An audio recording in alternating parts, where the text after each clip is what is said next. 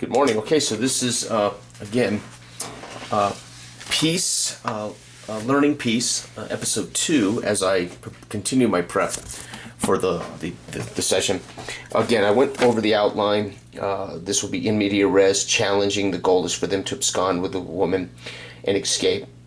I want it challenging enough that they will not be able to successfully break away and follow them. Right, so there will be enough challenge there that hopefully they will escape. That will lead them, hopefully, to Act 1, which is the conversation about who are these guys, why are they here, you know, what's going on. And then Act 2 is, if they pursue to rescue her, we flesh out the details, and everything is here, right? Now, this I can quickly scribble out on their, they have a table mat with erase markers to draw out maps quickly in a race, right? I do not own anything like that, so we may have to do that. Or what I may do is just leave it vague and we'll use it to move and maneuver.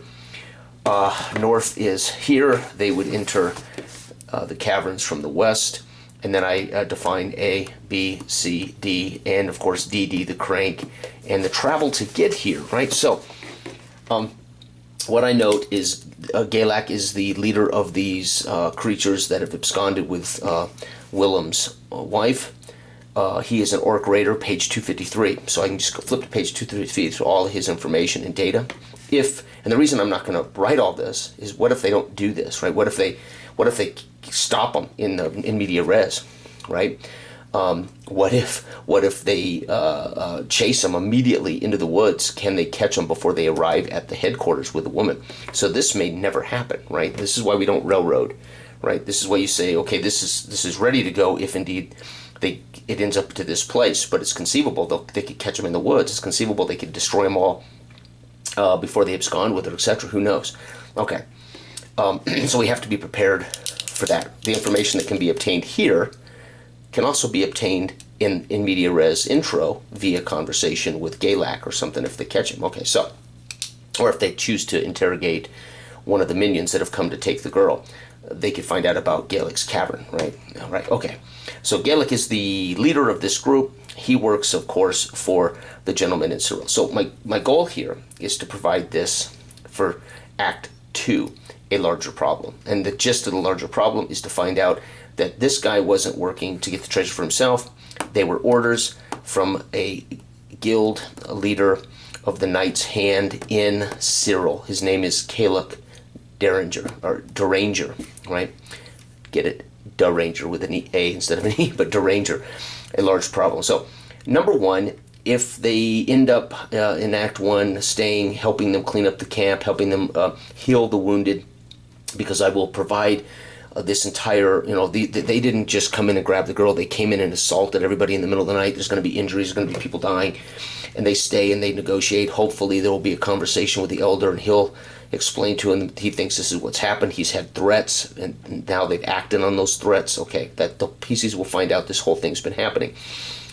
If they choose then to track and hunt down Galak's cavern, there will be a travel roll, the check 14 to find this track and to get here. But they'll also have to make a survival check of 12. So a check of 14 to track and find this lair hidden in the forest, underground kind of cavern, and then a survival check of 12 to arrive healthy. I will narrate their and depending on their roles, I'll talk about how they're worn out. I'll talk about how they've taken some damage. I'll talk about how they are affected by a very grueling search through the woods and the mud and the muck, as this is a swampy area, etc. Whatever. And that would explain those who failed the survival check. All right, so we're going to incorporate some opposed attribute checks. Okay, so that happens before they even arrive here, right? Okay, then A, of course, is guard alcove. 6 minion goblins will be held up in here guarding the entrance. B is Galak's chamber. This is his residence here off to the left. So down this long chamber into this kind of like a cavern that's a private room or a private bed chamber. Galak may be found here. I will make a random roll to decide whether he's found here or whether he's in here lurking in what are called the maze of caverns. Here there will be 2 thugs of the Night Hand. The Night Hand is a dangerous cult order that wants to bring an end to the world, right? They are dangerous night hand thugs. 2 of them will patrol around this cavern, and these are all giant rocks or giant stalagmites, tights, whatever, up from the ground. They'll have to meander their way through here, and meanwhile they could run into any of these 2 thugs or Galak marching around here. And to get to D is a cell with iron bars and a gate portcullis with a crank. And again, behind that, in that cell, will be Jasmine, the wife of the elder, being held behind these iron bars. The crank is trapped if they fail to make an opposed 14 check in 2 ways. One, to disarm it. So no matter what, it's going to be an opposed 14 check, whether they see it, to see if it's trapped, to actually defeat the trap, or if they trigger the trap, it'll be a check to see if they're fast enough to avoid the damage or etc. Right? So again, I'll use again, I haven't read trap rules, whether there's a particular way in which you utilize traps, but I will look that up in the book. But so here we're starting to dig deeper into the details of how peace is informing how I want to present this world, how I want to present the enemies, and the lore of the land, the Knight's Hand, the Goblin minions, Galak, the Orc Raider, who's their lieutenant, right? And he is indeed, or is he he might be he's a lieutenant, right? These guys are minions, and of course the Night Hand are thugs. So they'll have to work their way through that, rescue her. Anyway, in the bedchamber they can find these things. Among Galak's possessions is his orders from Kalek the Deranger. This is how they can learn about Kalek the Deranger of Cyril. He will be the guy that has got a grander plan for the whole region, right? And it says on the orders, get me the treasure, details of the camp, and Willem's elder, right? So that's how Galak knew how to find the girl and to steal the girl, right? And then this can be transposed onto a map board, right? So there's that. Now let's go and flip back here. Oh, by the way, so I've got the page numbers of all of the stat sheets I want to use, but let's go back here to the game. Because what I want to look at here, tracking action during conflict, steps of conflict round, this is all for combat and conflicts. Attack actions, what I'm looking for, right, are the acknowledgement of traps and how traps work. So let's go back, let's go up here, make sure I have it written.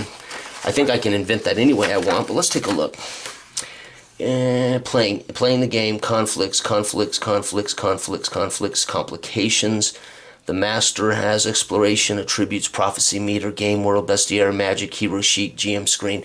So let's go to page 139 and let's see if we have something about traps in this conflicts. Ray of Force, that's how magic works, hit point loss, healing, hero damage chart. This is pretty fascinating. So I could make the trap, the hero damage chart versus enemies, which is really sweet. I've made the trap 15 damage. So it's an overlord trap is what it would almost relate to damage-wise, right? This is a roll. So that opposed check could be them dodging it. Or I could make a roll, and I have to roll an 11 or up to cause the 15 damage, right? I could treat it like a creature. NPC damage check chart, or I could treat it like an NPC, right? Okay, hero versus damage here, hero versus hero chart. I'm trying to see if he just has taunt, befriend, frighten, attitude, conflict round 2. I'm looking for battle scars. Let's see, so here we go. When they fail that survival check, I could just hit them with exhausted or hindered, right?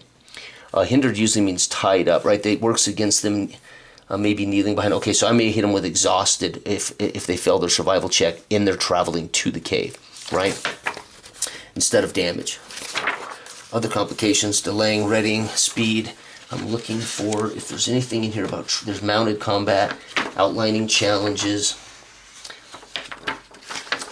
I don't think we have any kind of relationship to the use of traps. So I can literally make them opposed checks, or I can treat them like an NPC. I can just put them on the chart as an overlord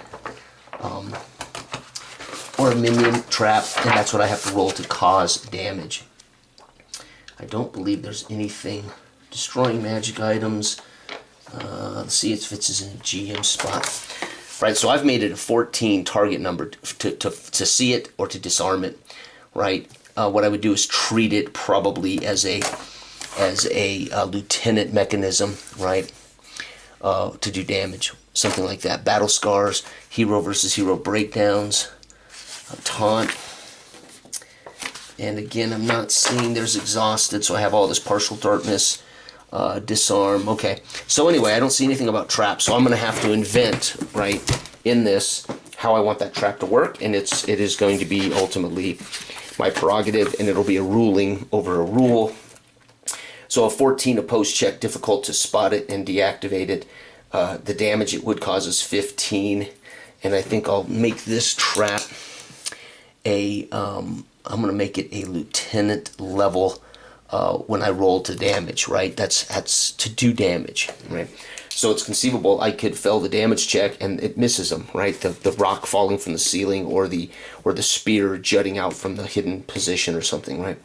And that's that. So far, man, so good. The rules are really, really easy to comprehend and really inspirational. The world, this is going to sound strange, but I think the world is just, I don't know why it sounds strange. It won't sound strange. I love the world. This is like a mix between, Lord of the Rings. I don't know. I can't even explain it, but there's something about the lore, the world setting, and the map and the cities and the background that is just, for me, personally, inspirational.